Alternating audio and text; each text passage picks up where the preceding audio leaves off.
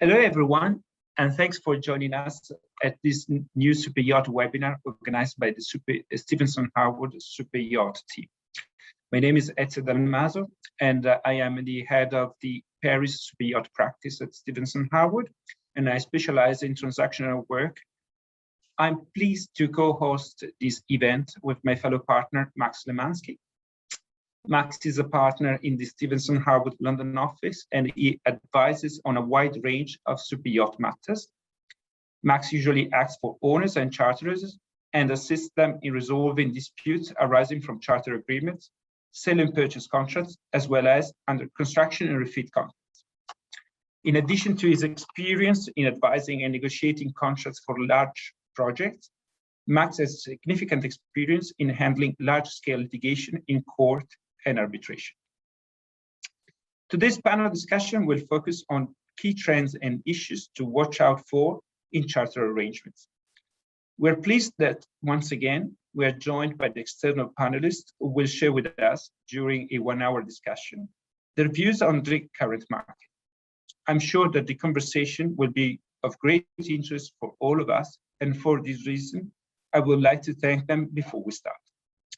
The session, as done in the past, will be recorded, and a video will be available on the Stephenson Harwood's social media. If you would like to ask a question to our panelists, please use the Q&A button that you should see at the bottom of your screen. So I'm very happy to have here with us today as guest speakers, Michela Villa. Michela is the co-founder of Villa Yachting, a boutique and family-owned company based in Genoa, Italy. The founders of Villa Yachting, Carolina and her sister Michela, share the love of serving their clients with more than 20 years of experience in the super yacht industry. Villa Yachting offers brokerage services, including yacht charter, yacht sale and purchase, and yacht management services.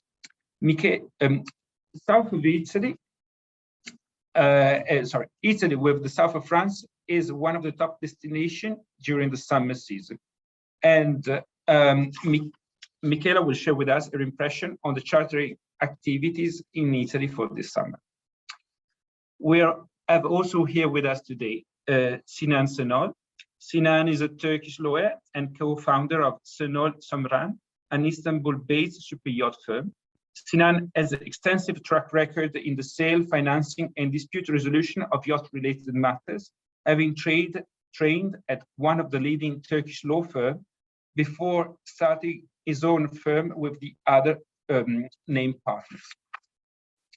He acts for foreign and local clients in matters arising from the sale and purchase of yachts, bidding arrangements, as well as other contractual disputes. Şenol Somran is a member of the MIBA legal consortium, and it will talk about the legal framework applicable to chartering in Turkey, or as we should now call it, Turkey. As you may have read in the press, indeed, the Turkish president has decided not to follow the US and the EU on the arrest of Russian-owned yachts. Also, it has been announced that Turkey has amended its charter regulation for foreign flagged vessels, and this should bolster local business. Sinan will tell us more about these hot topics. We also have with us Daphne Dauphin. Daphne is a senior charter manager at Ocean Independence, and she has recently been appointed group director at the Fort Lauderdale office. A Florida native, Daphne was raised on a boat through her teenage years, received her college degree for a shore-based career, but was eventually lured back to the sea as a stewardess on a variety of charter and private yachts cruising the US, Bahamas, the Caribbean, and the Eastern Med. In 2004, she came back ashore to learn the brokerage side of the industry and later joined Ocean Independence. Daphne has been an active member of the International Yacht Brokers Association, IYBA, Charter Professional Committee for 15 years, and as appointed chairperson for majority of those years. So the yacht charter market, according to market sources, was valued at around $15 billion in 2020, and is projected to reach more than $23 billion by 2026. Although the yacht charter market took a hit from the global COVID-19 pandemic over the past 2 years, several indicators are supporting the position that this would be a good year, with charter rates increasing in both the summer and winter season in 2021. Trends in 2021 saw European and North American charters leading the market, as a boom in disposable income led high net worth individuals wanted to get out on the water in luxury and style. There are, however, new variables that may affect the market: the international crisis, the increase of costs for fuel and other materials, and the exclusion from the global market of Russian yachts and charters. The market share is in fact not negligible, given that it is estimated to represent between 13 to 15% of the market of the largest yachts. The consequences of all these new factors probably have not been fully appreciated, but this may have a rather important impact in the mid-long term. I will now let our panelists discuss. So Max, over to you.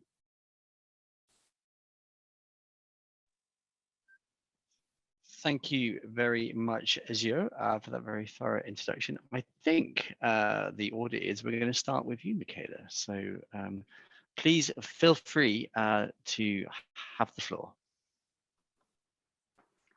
Thank you, Max, and thank you, Ezio.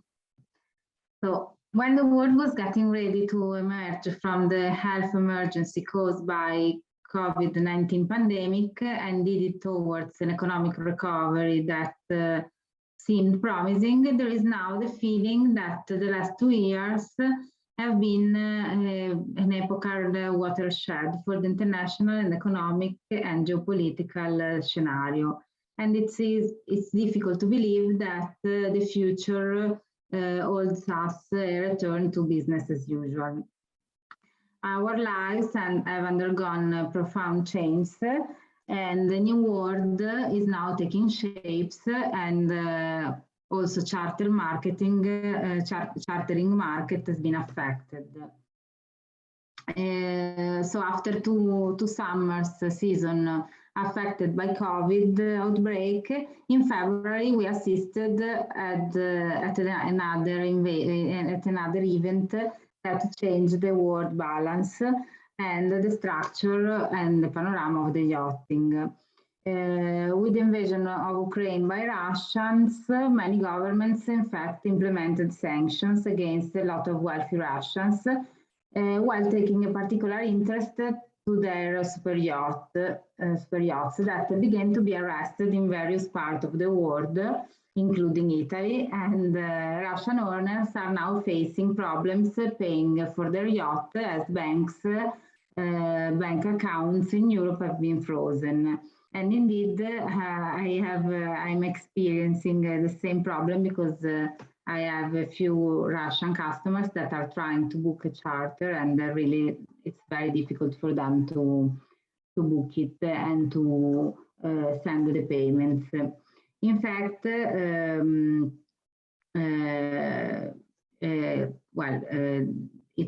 it's going to be difficult to have Russians this summer, I believe. Russians are very important for the Italian yachting market because they own many properties in Tuscany, like Forte dei Marmi and Costa Smeralda, Sardinia. And a lot of their yachts have been built and refitted by Italian yards. Some of big yachts have been arrested in application of the international sanctions, and I believe that many Russian yachts want to show up this summer. And again, in addition to that, to the sanctioned Russians, also the people that has not faced any legal sanction is facing problems in booking and paying charters or other services in Europe, because many yacht owners don't want to get involved with Russian for their yachts, and even the brokerage houses are reluctant in accepting booking from them because they fear any problems could happen later. So regarding the Italian charter market, it was very busy in 2021, even if maybe part of the booking were rolling from 2022 pandemic, and they basically couldn't be done, and so the large amount of booking is probably explainable to that. But considering the status of the booking at the moment, I believe that is gonna be a good season because it's very difficult to find availability now for the summer 2022. So this year looks promising. I believe that this trend is driven by many factors, and some of them are emotional. In fact, COVID has definitely changed the cards on the table in terms of way of seeing life and spending money. Also during the yachting, also during the emergency, yachting has shown unexpected resilience, and compared to other sectors of tourism, it was never really impacted that much. And the social distancing measure imposed by COVID emergency, in fact, considering the social measures, yachting appeared to many as a safe bubble to spend the summer. And well, like always, a period of socio-economic restriction is followed by a period of desire for freedom.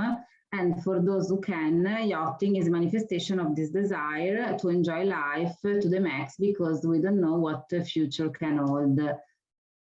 I think that also the spread of smart working and the diffusion of video conferencing with more sophisticated and efficient systems allows many businessmen to work from remote, and make it possible to work also from a yacht. So this is also something that helps the market in a way.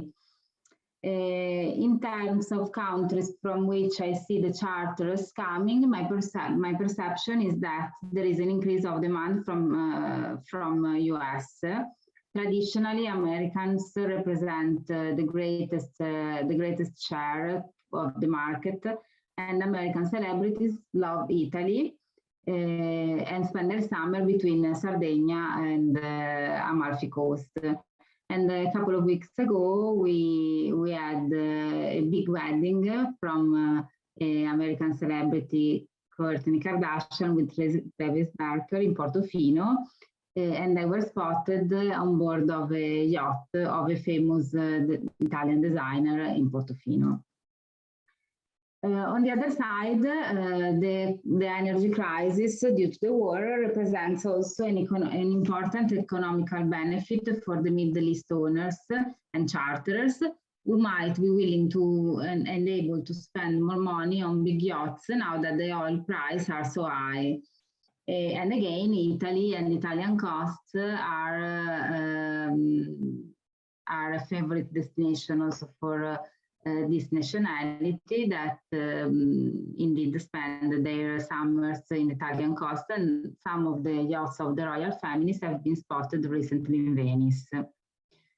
In terms of practicalities, as of June 1st, COVID vaccination pass has been removed and is no longer required to enter to Italy.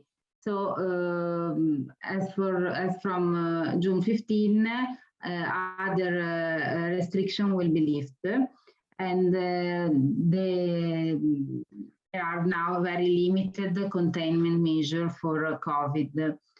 So the lift of these restrictions will allow customers from any part of the world to enter and to travel into Italy.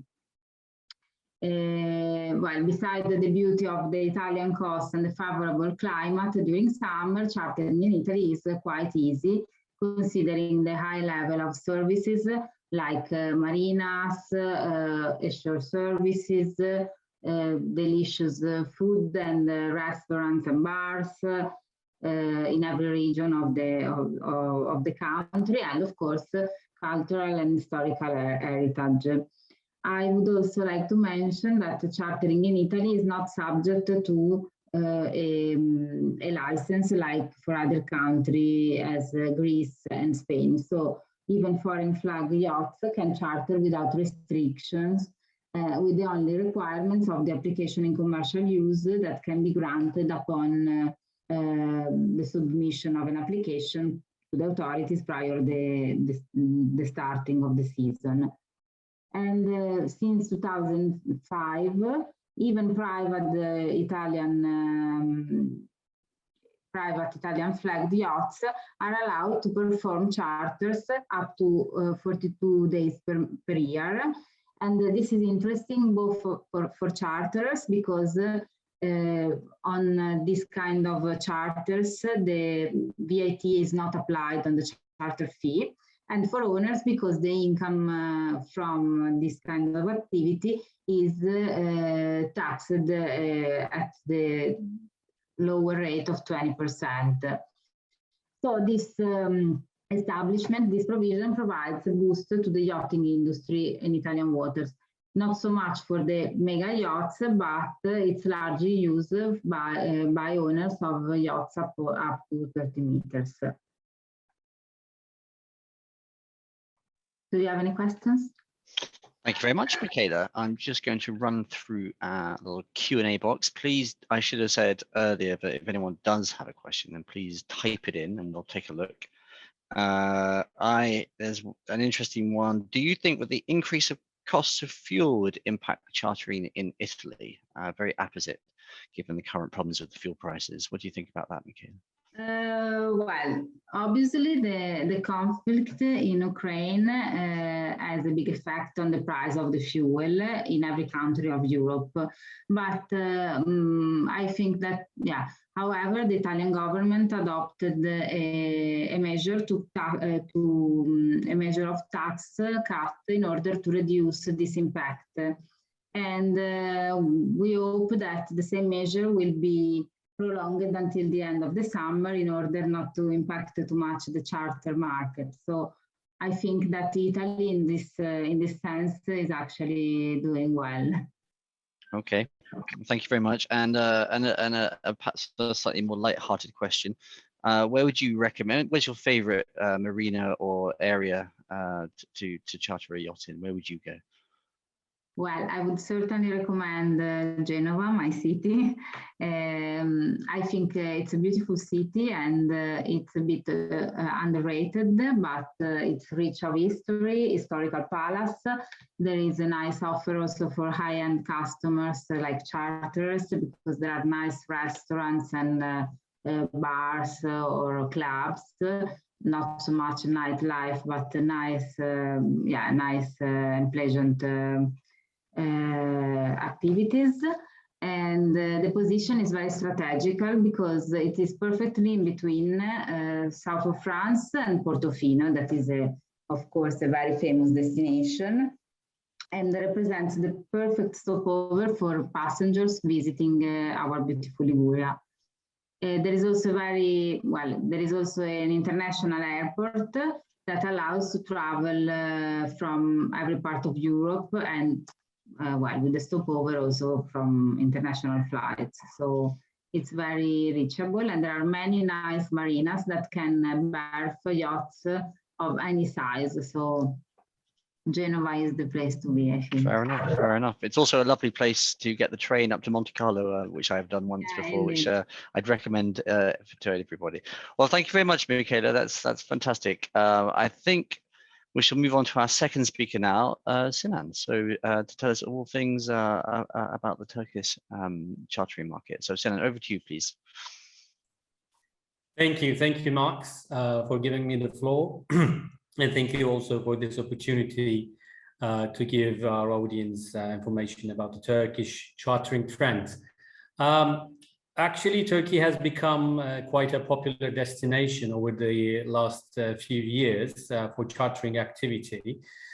Greece and Greek islands, they were well known and they were also very popular. However, the interest towards more Eastern Mediterranean has been a fact during the few years. And Turkey is actually investing heavily in the chartering activities, the marinas, the infrastructure, the luxury services. They are getting all better. And we hope the trend will continue like this for the next years as well.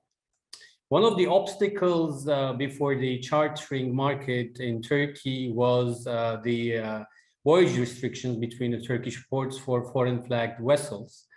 Turkey is actually applying still a cabotage rule deriving back from 1926, according to which foreign flagged vessels cannot sail between the Turkish ports for commercial purposes, which of course includes chartering of yachts and vessels and carrying passengers on board.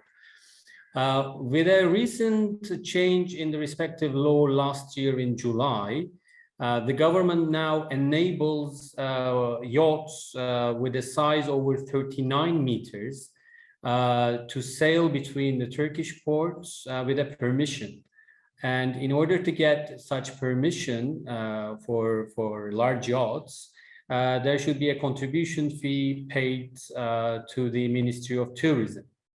So from now on, it will be possible for foreign flag yachts to be engaged in commercial activity in Turkish waters in exchange of an annual fee ranging between 2 million up to 6 million Turkish lira. Of course, this depends on the size of the respective yacht. And also an annual fee can be paid apart from the, a monthly fee can be paid apart from the annual contributions, which would range between 350,000 up to 1 million Turkish lira for those vessels exceeding 39 meters. So the reason the government is enforcing such new regime is that they would like to make the Turkish waters, the Turkish ports, more attractive for larger yachts. So the existing regime regarding the cabotage rule, I mean, the restrictions would still apply for yachts below 39 meters with a foreign flag. But we expect still a big increase in the number of bigger yachts coming to Turkey for chartering operations, and it will be quite attractive for those who would like to cruise between the Turkish ports in Turkish waters in larger yachts. And this will bring us to our second trending topic, which is actually, I guess, very interesting for lots of members of our audience. The sanctions about the Russian owners and their activities in Turkey. Actually, as Ezio also indicated, Turkey is not applying any sanctions against the yachts which are owned by Russian ultimate beneficial owners, like in the EU or in the US or the UK. So that has caused so far a huge flow of Russian-owned yachts into the Turkish marinas since last March, and they keep coming to the Turkish marinas and ports, and which actually has already changed and is going to change the entire yachting industry for a while, as long as the sanctions continue in the West. There are lots of issues to be handled within the Turkish waters regarding these yachts coming to Turkey, because most of them are usually larger yachts, over 40 meters. Most of the marinas in Turkey were not properly designed to host larger yachts over 60 or 70 meters. That is why several yachts, like famous ones belonging to Abramovich, They are waiting just outside the port boundaries and marinas in Turkey at berth. That is why the marina infrastructure should be adjusted according to the needs of the new coming Russian-owned yachts. Also, the entire industry should be adjusted according to the needs of the Russian owners' practices. In this respect, shipyards, service providers, management companies, chartering activities should be changed and adjusted according to their needs.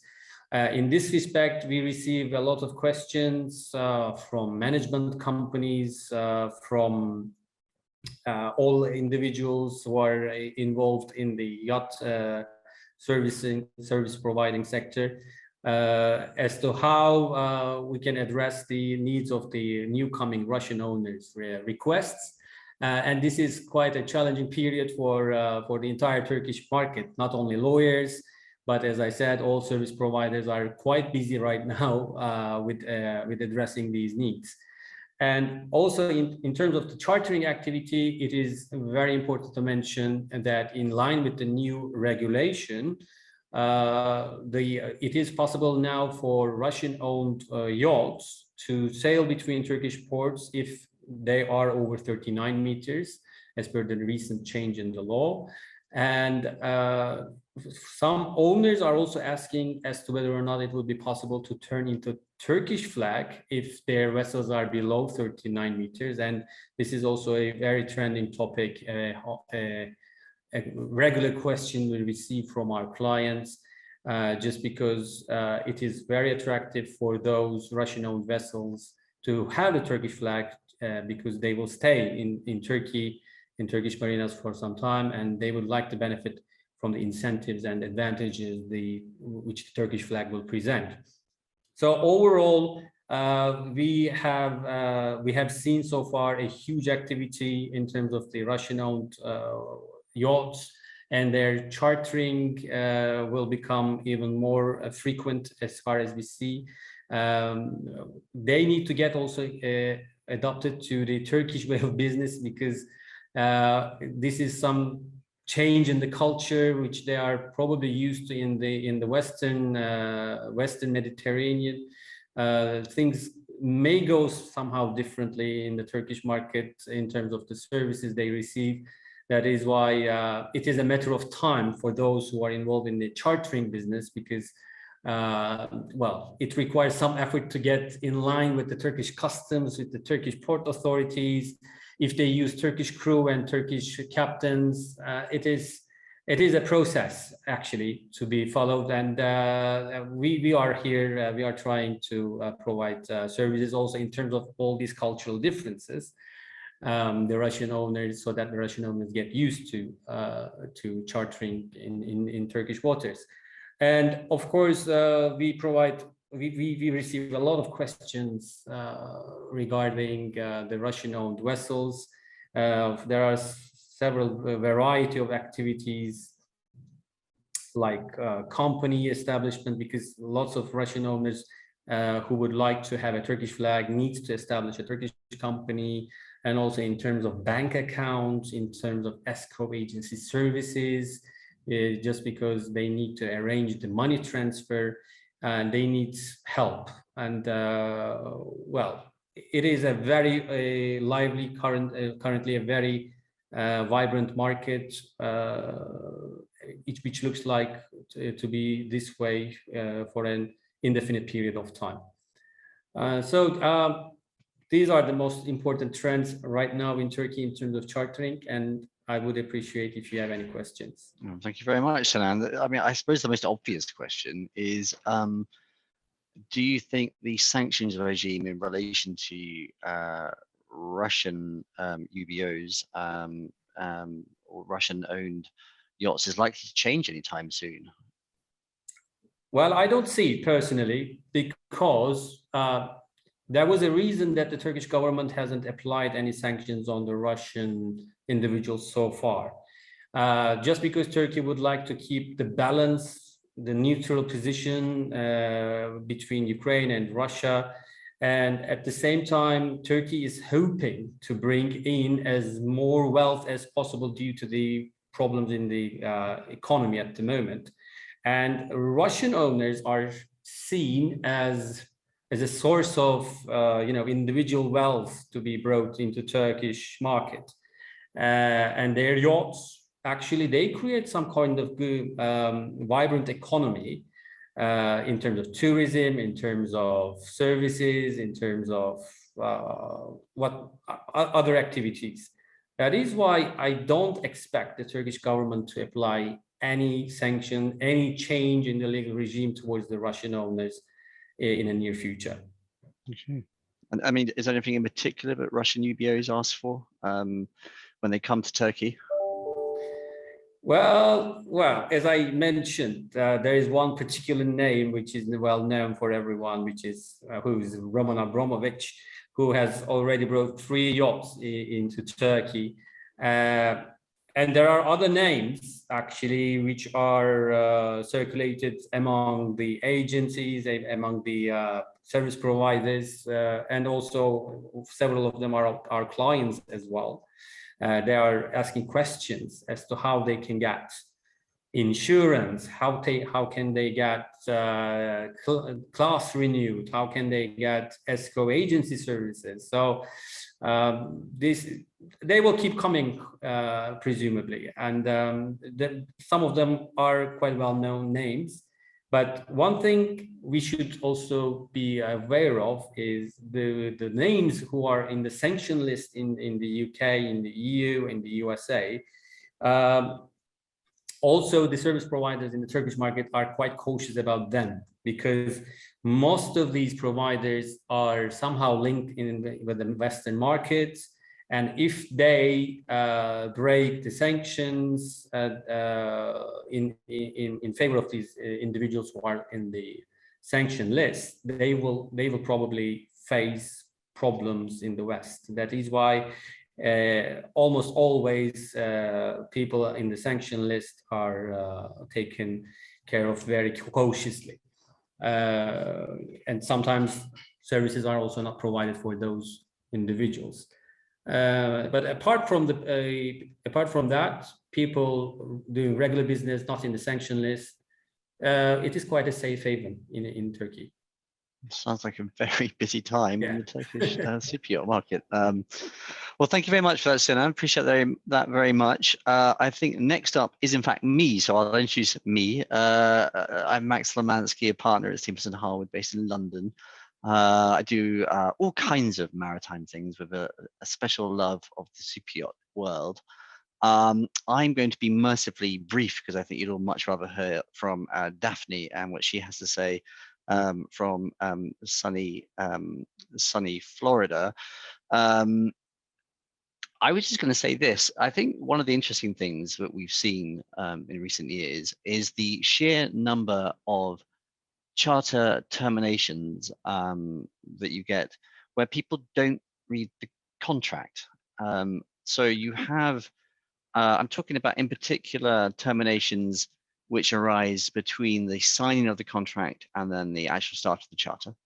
And we all know the MEBA form and is it a force majeure event? Is it not a force majeure event? Do you get back your deposit as a charterer if the owner terminates the contract, or do you get additional losses?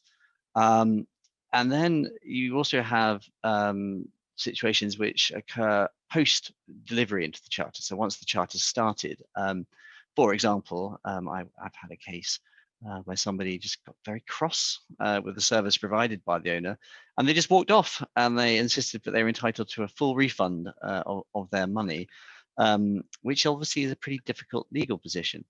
Now, I suspect, given the nature of superyachts and the world in which they inhabit, that emotive disputes like that are always likely, or at least reasonably likely. But I think in terms of the trend for 2022 and probably going forward, is you've got the added complication of all of the issues surrounding, as we've already heard, the Ukraine and Russia, the move from more traditional jurisdictions like Italy and Monaco to Turkey, as it's now called, or at least as it's always been called, but now we're imposed to say it. And I think we'll see disputes arising out of that, which will be curious, and with parties wondering what they should do. And I think as the sanctions regimes change over time, they almost certainly will, that is going to lead to a lot of uncertainty in the market. So I think really all I wanted to say was it's going to be a time of change and of flux. And I do suspect that people will continue to insist that they have rights, but they do not actually have, and that they say that they can just walk away from a contract, or they don't have to pay X or Y, and they will continue to demand things that they're not simply not entitled to, which then of course leads to the interesting and curious point about, well, what are they going to do about it? Are they going to instruct lawyers? Is the other side going to instruct lawyers? Are you going to have a big bust up? But in essence, the last couple of years, I've just seen a rise in people just insisting that they have rights that they don't have when things go wrong. And I suspect, in fact, I expect that the added complication that is the sanctions regime is only going to make that more difficult. So that's all I had to say. I will now not ask myself any questions, mainly because there is not a single one in our Q&A box, but that's life. I'm relaxed about that. In the event that any of you have a question later, I'm very happy to answer it. Of course, you can always email us. So with that little aside, I will pass you over to Daphne. Daphne, over to you. Thanks, Max. I think, we've already had quite a lot that I can definitely, relay similarly. And Michela touched on some things that we have experienced over here in the more US market, which of course includes the Caribbean and the Bahamas, with regards to the change in the type of clientele. Those that can do work and school more remotely are spending more time as well on yachts. So we've seen a lot more of the trend of lengthier charters coming into play. Of course, the question is always, is there good internet on board to make sure there's, a stable connection and that they can do what they need to, but it's helped that part of the market. And I think also in the private sector, so I know this is more charter related, but it's important to know that because of that and what COVID has sort of set up, we've seen more people, buying boats and less inventory of boats, of course, and that sector is about yacht ownership too, and the time that those owners are able to spend on their boat where they weren't before. New charter clients, this is more of a guesstimate, but it's sort of been, I think, a pretty solid one that my personal experience has been about a 25% increase in new first-time charterers to the table. The interest there is coming from all sectors, but primarily families. A lot of couples that are looking to finally, get that vacation going. They didn't do maybe the last year or two of their typical vacation, skiing or whatever it might have been. And therefore they're willing to do it for something a little more new, exclusive, and also in that safe bubble that was talked about. The US has just also announced no more testing for air coming in when you're traveling by air coming in, which of course I think will help moving forward. While we also have a little bit of uncertainty, of course, in what we're going to see just economically. I think everybody is curious as to how we've already seen a hit a little bit with the fuel prices over here, but more in the Bahamas than anything. Boats that maybe were previously charging 4,000 or so for delivery are looking at 6, 8, 9, 10, and it's hard. That's hitting everybody a little bit. When it comes to the international relations and what we've been experiencing from, of course, the Ukraine war. I don't feel that it's been a huge hit, of course, other than that economic impact with regards to Americans. And we still have a strong American market. I think even when Europe was suffering from the charters that couldn't take place, we still had quite a bubble in the Bahamas, at least, and some of the Caribbean. It was very straightforward with regards to testing. It's very short distance from the US to get there. So there was a little bit more of that comfort level. I'm not so far away from home, and it's very clear what I need to get in and out. They made it very simplified, truly. And I think that was to their benefit, at least from the Bahamas standpoint. And we've seen an influx of not only boats available in that area, but charters. The Caribbean market, on the other hand, it did suffer, I think, a lot from COVID, but is going to probably bounce back.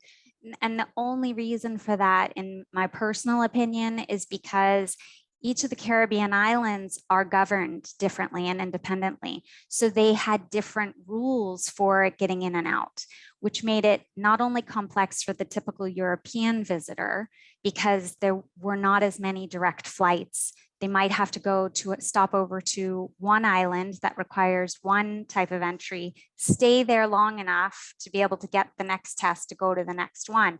And these things were becoming not only difficult and put people off from doing that travel, but the yachts also suffered a bit because, the owners and the crew and the toll it took on trying to make sure they could plan enough of it in advance.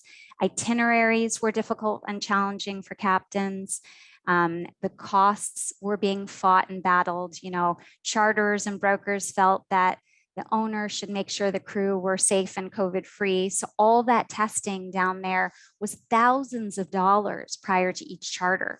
And so all of this started to sort of put a bit of a backpedal, so to speak, for lack of a better description, on owners truly wanting to be flexible with rates and take charters. So that sort of slowed the Caribbean itself down. But the strength in the market that's come out of this, in my, what I've seen in my experience, has been that because there's been, everybody knows what we've been through, whether you're a first-time charterer or you're a yacht owner or crew. The reality is that the market in charter has been strong. People want to get on a yacht. And so owners have benefited a little bit by the fact now the trend maybe in the past 6 months or so, give or take a bit, that they could hold firmer on their prices. And we need that right now in our market. We need owners to feel confident that they can still get bookings, charters to know that they're getting quality charters out of these yachts for the price they're paying.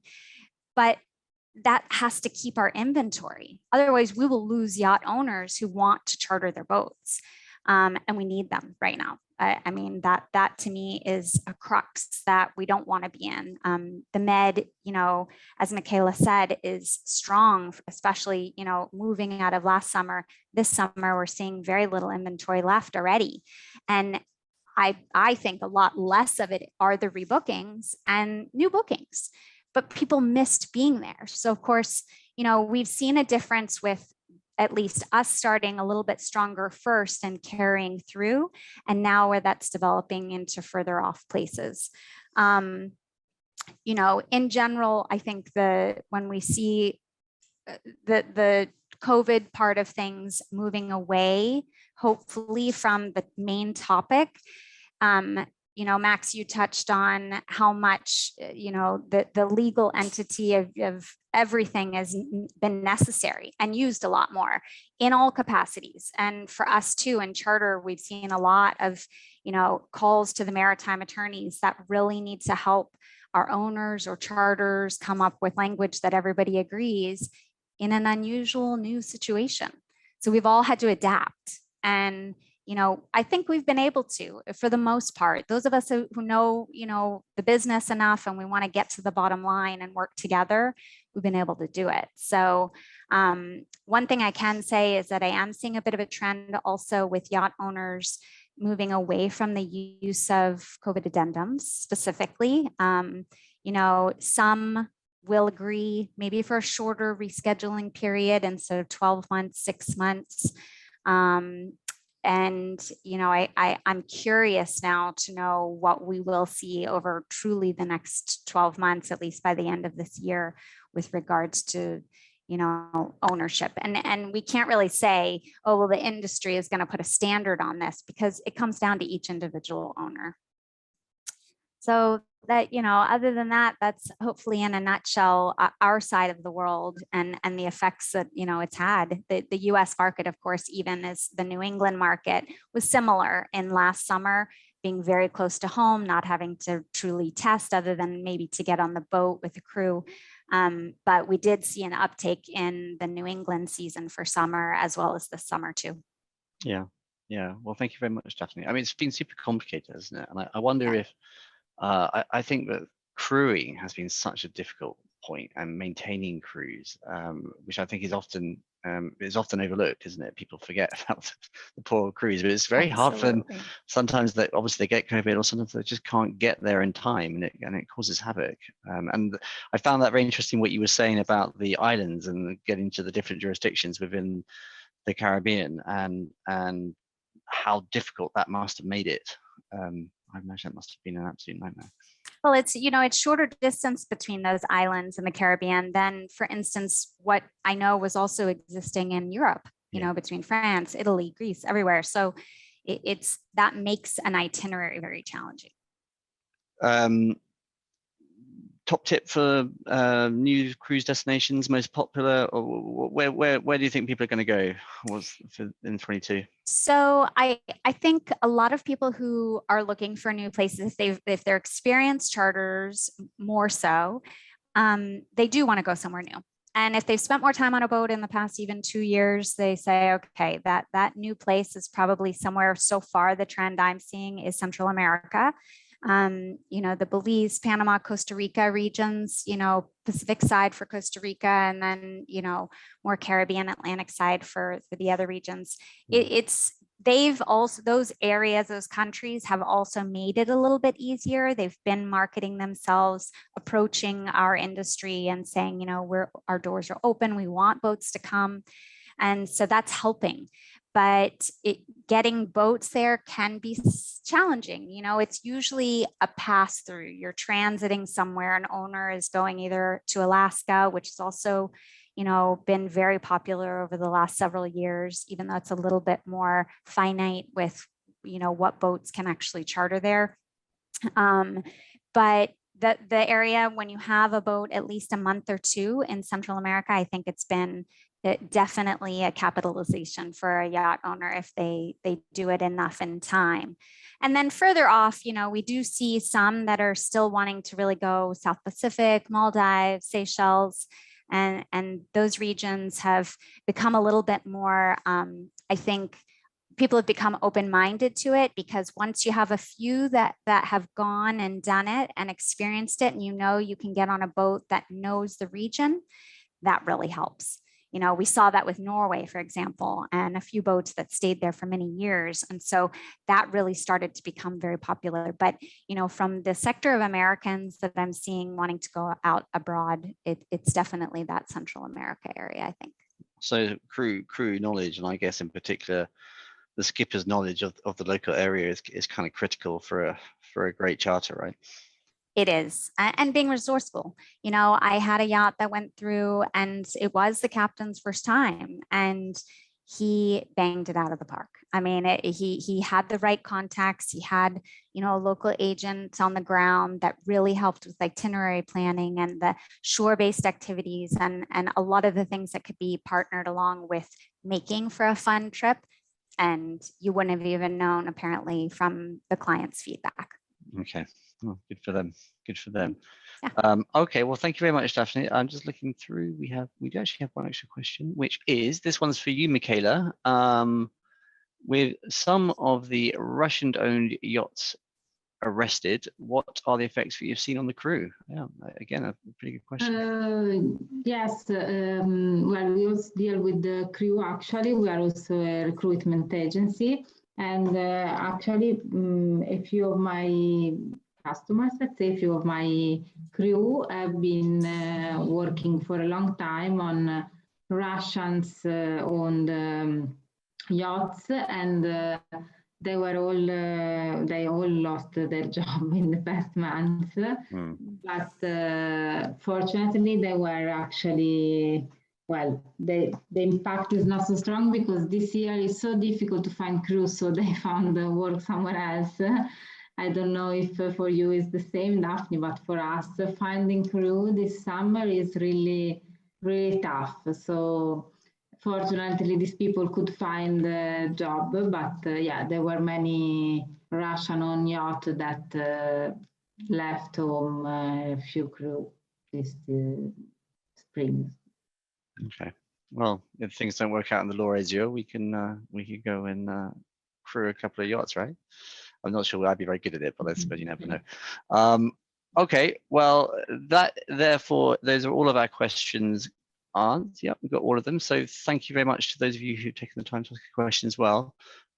Which pretty much brings us to the end, and we're pretty much on schedule, which is good news. Ezio, anything, final thoughts? Yes, I wanted to ask a question to Sinan, because you mentioned the fact that, okay, Turkey hasn't adopted its own set of sanctions, but to some extent, US, European sanctions apply to international players because they cannot really avoid to apply them. Now, the question for you is, indeed, what we have seen is that, for instance, in Western Europe, some yards are really in trouble in getting materials or equipment for yachts that are linked to Russian clients. It doesn't matter if they are sanctioned or not. So how do you think that the Turkish industry will be able to cope with these issues and assist the clients you mentioned, with the exclusion of those who are clearly on the sanctions list and designated persons? Well, I think some sort of solutions can be found in the Turkish market via Turkish local intermediaries, because as long as these spare parts, equipments are not directly sold to the Russian-owned yachts, I mean the owning companies, it can be always a solution to bring such equipment to Turkey via Turkish shipyards, Turkish agencies, where, of course, the aim, the final destination, the final target yacht is not identified. If it is identified, then there will be, of course, problems, I guess, because all the Western manufacturers are also creating problems in terms of supplying goods, parts, and equipments to Russian-owned yachts. So the solution would be to use Turkish local intermediaries for such purposes. But yet again, I have to repeat that if someone is on the sanction list and trying to benefit from the services in Turkey, it will be still problematic, perhaps, because several, I mean, not all, but most of the service providers in Turkey do have some organic relations with their Western counterparts, like, I mean, insurers, like class societies, like also shipyards. That is why if these persons are on the sanction list, it would be also difficult for the life in Turkey for them as well. But if they are not in the sanction list, I think solutions can be found eventually. And very last question for Daphne. Do you see any parallel between the increase in demand for charters and the construction of the new yachts? Definitely. I think, what we have seen even pre-COVID, but it's really been emphasized in the past 2 years, are clients that want to charter as a try before buy situation and then get into buying a yacht and taking their time. They've realized now, I think in the past 2 years or year and a half, that if they took too much time, that they've lost out on what they really wanted. And I think build times are pretty far out for most, but what we're seeing on top of that are a lot of owners that might have started a build. For example, I have a couple in my fleet, for example, that they are already being approached for their build halfway done to be purchased, because then somebody else is more urgent to, of course, have a boat, and they can't find one that they'd like. They can sort of customize it, get in the middle of it, and get ahead of that build. So it's been interesting to see the dynamics between those who are chartering and those who are buying, and the move. Well, and I would like to thank you all again for having joined this panel conversation, Michela, Sinan, and Daphne, and Max, of course. And thank you again, and we will see you at the next webinar that will be probably organized after the summer, after the show season. So hopefully we will see you in person, either in Cannes or Monaco or in Fort Lauderdale, now that the show season is coming. Thank you very much again. Thank you. Thank you. Take care.